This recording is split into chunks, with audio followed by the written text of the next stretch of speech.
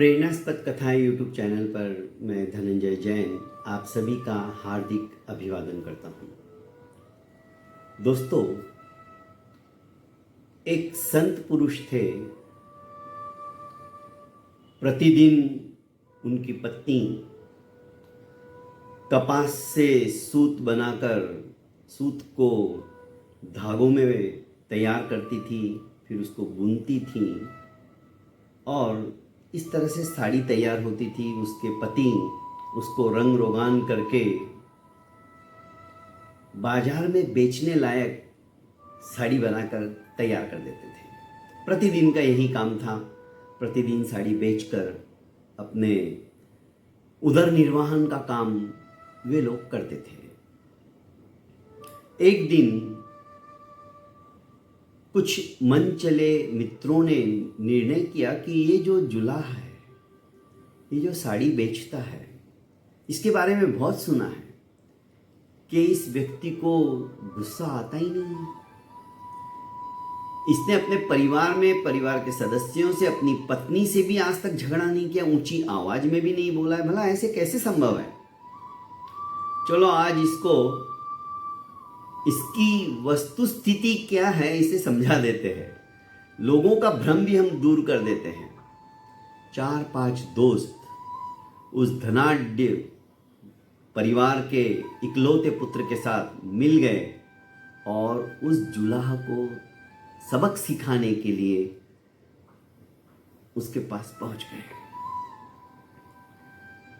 हाथ में साड़ी लेते हुए उस धनवान लड़के ने, जो कि अहंकारी था, पैसे का बहुत ज्यादा गुरूर था, पूछा कि भाई ये साड़ी कितने की है? जुलाहा ने हंसते हुए कहा कि 10 रुपए की। अच्छा, 10 रुपए की? उसने बराबर साड़ी को बीचों बीच फाड़ दिया, 2 टुकड़े कर दिए और कहा कि मुझे सिर्फ आधी साड़ी चाहिए, इसका क्या दाम लोगे? जुलाहा उतना ही शांत था जितना कि पहली बार जब पूछा गया। उसने कहा इसके सिर्फ 5 रुपए हैं। उस लड़के ने उस साड़ी के भी 2 टुकड़े कर दिए। अब इसका कितना लोगे? संत महात्मा का ही एक तरह से उनके जीवन में आचरण था। उन्होंने कहा इसके सिर्फ 2.5 रुपए है। इस तरह से टुकड़े टुकड़े करता गया और एक छोटी सी चिंधी बच गई। अब ये तो मेरे कुछ काम आएगी नहीं, मुझे नहीं चाहिए। तो उसने कहा कोई बात नहीं। लड़का आश्चर्यचकित हो गया। इतना नुकसान करने के बावजूद भी इनको क्रोध नहीं आया। आखिर पैसे का घमंड बताते हुए कहा कि अब ये साड़ी तो कुछ काम की नहीं है, इसके बदले में नुकसान मैंने किया है तो तुम्हारे 10 रुपए मैं दे देता हूं। जुलाहा ने वैसे ही स्मित हास्य हंसते हुए कहा ये साड़ी तुम्हारे तो क्या किसी के भी काम की नहीं है, और ये पैसे मैं नहीं लूंगा। जब आपने साड़ी खरीदी ही नहीं तो पैसे किस बात के? इसका अहंकार चूर चूर हो गया। उसने कहा तुम किस मिट्टी के बने हो? मैंने तुम्हारा इतना नुकसान कर दिया, फिर भी तुम कह रहे हो कि मैं पैसे नहीं लूंगा। नुकसान मैंने किया है तो उसकी भरपाई भी मुझे करनी चाहिए। मुझे कुछ फर्क नहीं पड़ने वाला हूं, मैं अमीर बाप की औलाद हूं। 10 रुपए मेरे लिए कोई बड़ी बात नहीं है, पर तुम यदि 10 रुपए नहीं लोगे तो तुम्हारे आज के खाने का प्रबंध क्या होगा? उसने कहा नहीं, मैं ये पैसे नहीं ले सकता।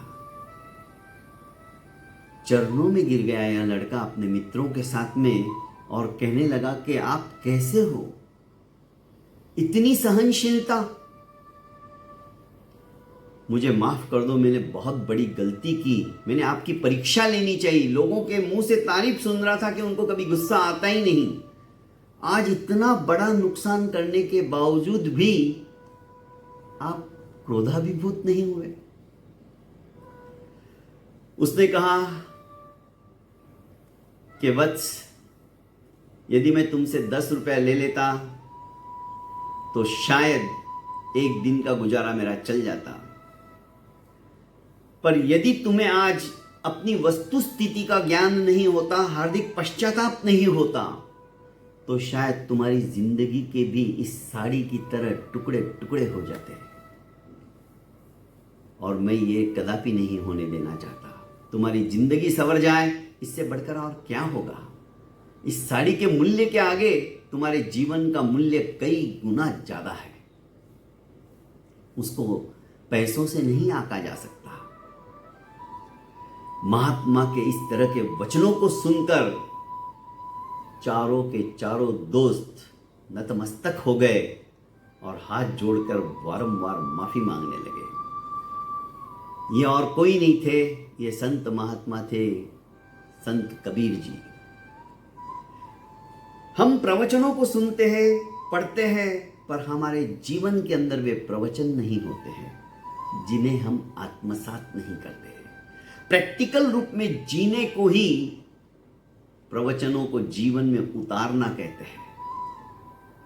दोस्तों, उस जुलाहा ने उन चारों को अंतिम उपदेश देते हुए कहा कि देखो, इस साड़ी का सदुपयोग होता तो मैं पैसे का हकदार होता, क्योंकि किसान ने कितनी मेहनत करके कपास अपने खेती के अंदर उगाया होगा, उस कपास के धागे बनाने में कितना समय लगा होगा, उन धागों को साड़ी के रूप में बुनने में कितना टाइम लग गया, और फिर उसको रंगने में कितना समय चला गया, तब कहीं जाकर ये साड़ी बनी।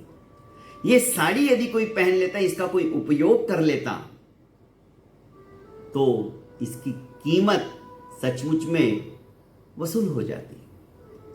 पर तुमने इसके टुकड़े टुकड़े कर दिए, किसी काम के नहीं रहे।